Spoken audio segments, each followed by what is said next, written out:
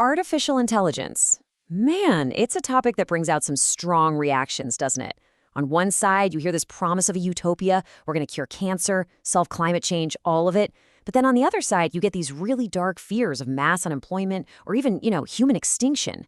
So what's the real story here? Well, that's what we're going to do in this explainer. We're going to try to cut through all that noise and really unpack these conflicting stories. And what's wild is that some of the loudest warnings, they're coming from the very people who built this stuff. And we really have to start right here with Geoffrey Hinton. This is the guy they call the godfather of AI. I mean, he is one of the pioneers of the very tech we're talking about.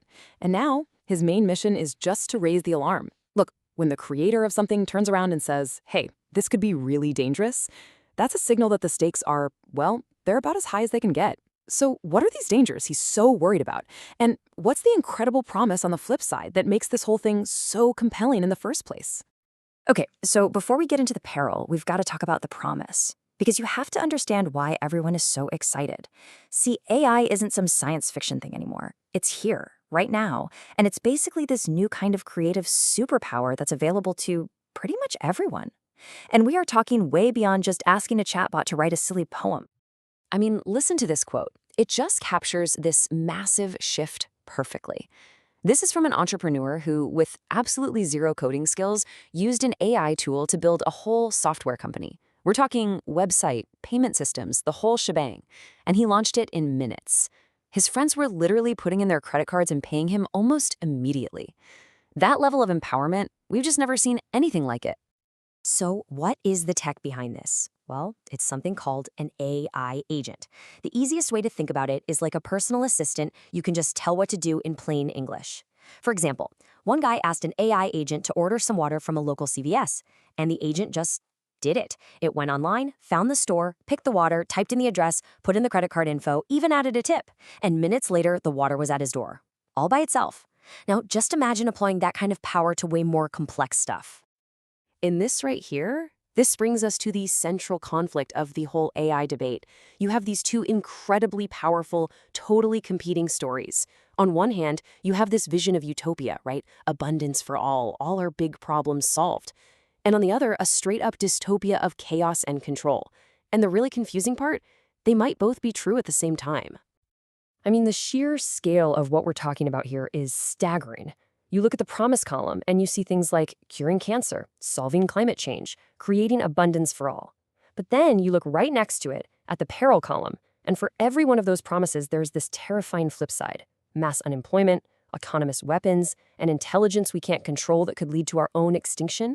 It's like we've created something that holds both positive and negative infinity in the same box. So, why the huge gap? Why are these two visions so extreme?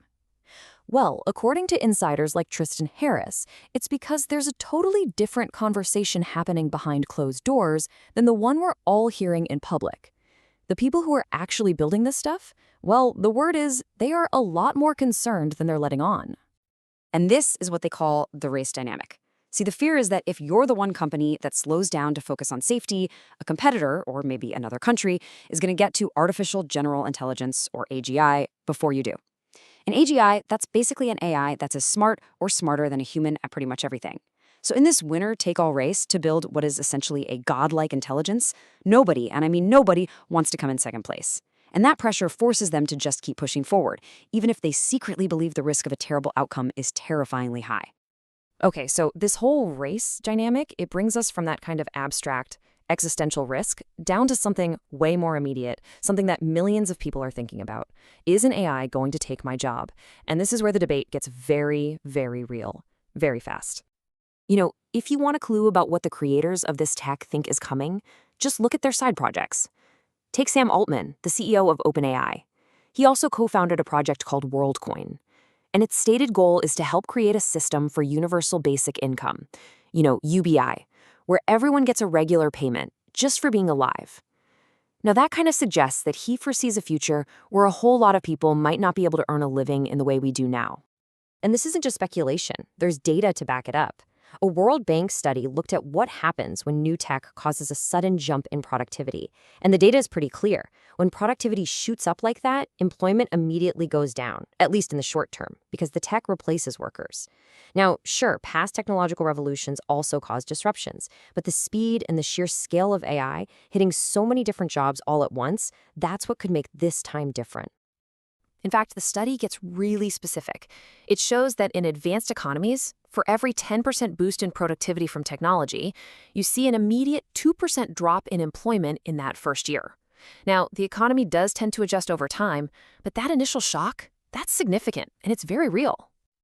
And here's the thing. We are not just talking about factory jobs or call center jobs anymore. This time, AI is coming for the white-collar, knowledge-based jobs. Take anesthesiologists. That's the highest paid salary job in the US. A huge part of their work, monitoring and adjusting medication, could be largely automated. And it's not just them. Coders, finance professionals, a lot of high-status, really well-paying jobs are suddenly looking vulnerable. Okay, but beyond jobs and the economy, there's a deeper, more subtle risk we need to talk about. As we start outsourcing more and more of our actual thinking, our interactions to an AI, what happens to our own human skills? What are the hidden costs of making every single thing in our lives perfectly efficient? It's like what Simon Sinek talks about. We've kind of forgotten how valuable struggle is. You know, the journey itself, the problem solving, that messy, frustrating process of getting something wrong a bunch of times before you finally get it right, that's what makes us grow. That's what builds character and resilience and actual skill. And when an AI just hands us the perfect answer instantly, we short-circuit that entire process. And this really gets at a fundamental clash between human values and machine values. It's captured perfectly in the Japanese concept of wabi-sabi. See, AI is designed to create flawless, perfect, optimized output. But wabi-sabi is all about finding beauty in things that are handmade, impermanent, and yeah, imperfect, because that's where the story is. That's where you find the humanity. So this is the question we all have to ask ourselves, right? When an AI can navigate for us perfectly, do we forget how to find our own way? When it writes the perfect apology for you after an argument, do you lose the ability to actually resolve conflict yourself? We really have to think about which of these essential human skills, like empathy or creativity or emotional intelligence, we might be accidentally giving up in the name of convenience. So, look, after hearing all this, it is really easy to feel kind of powerless. Like this is all just happening to us. But here's the most important takeaway of this whole thing. We are not just passengers on this ride. The future of AI is not set in stone. We are active participants, and we get to help decide which path we take. This quote from the World Bank just nails it. The future really isn't predetermined. The choices we make today, the policies we demand, the conversations we have, that's what's going to steer this incredibly powerful technology toward a future that actually benefits all of us, not one that undermines us. So what does that path forward actually look like? Well, first, we have to completely rethink education. Stop training kids to be like search engines that just memorize facts and instead teach them how society works, how money works, how their own brains work.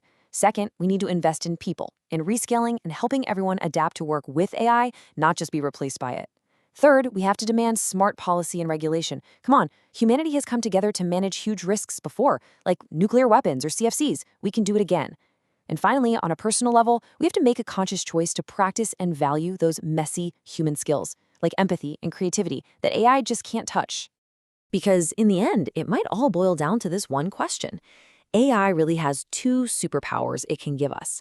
It can make us hyper-creative, or it can make us hyper-distracted. It can hand us the tools to build amazing things and solve our biggest problems, or it can just feed our worst impulses. And the choice of which one of those superpowers we decide to embrace, both as a society and just as individuals, well, that's what's going to determine who really wins this thing.